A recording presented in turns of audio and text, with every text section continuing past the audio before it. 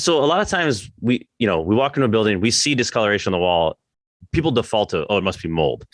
What are some other things that can potentially be, right? Because it's not always mold.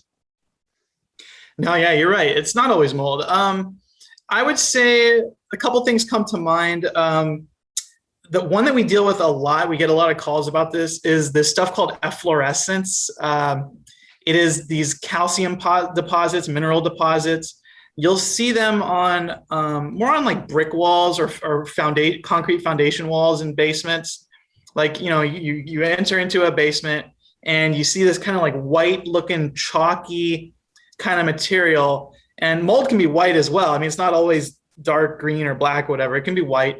And a lot of people think it's mold, but in fact, it's just these mineral deposits, this efflorescence that's been left behind from water slowly leaching through that masonry wall and then just evaporating off, and it leaves behind these mineral deposits. Those are pretty easy to clean. You can Google that. It's like, it involves, it's some type of acid. You can buy it at Home Depot. It's not very expensive, but that's not mold. That's efflorescence. And the other thing I see is just some like old water staining. Like you might see some dark, you might see where there was some water, but it didn't, it got dried up quickly. It didn't turn into a mold problem, and you just might see some like light brown kind of discoloration. That's not necessarily mold. That could be there where there was a water leak and they acted quickly, dried it up, cleaned it up. What I found is that most mold problems are fairly obvious. You'll get that, it'll smell bad, it'll look bad. Most of the time you'll know it if you've got a real mold problem.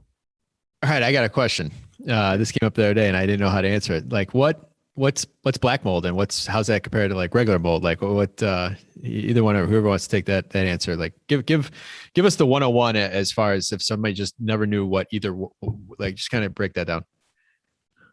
Sure. I'll take this one, Devin. I deal with this a lot.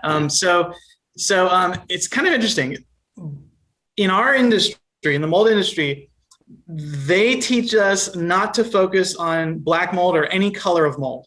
Basically, the rule in our industry is mold does not belong in a healthy home, no matter what kind of mold it is. There's no good mold. There's no bad mold. Like mold just really doesn't belong in a healthy home. Treat it all the same. And that's true because, okay, black mold causes allergies, but there's lots of other molds that cause allergies as well. So best to just kind of treat it all the same, clean it up, remove it, and so forth.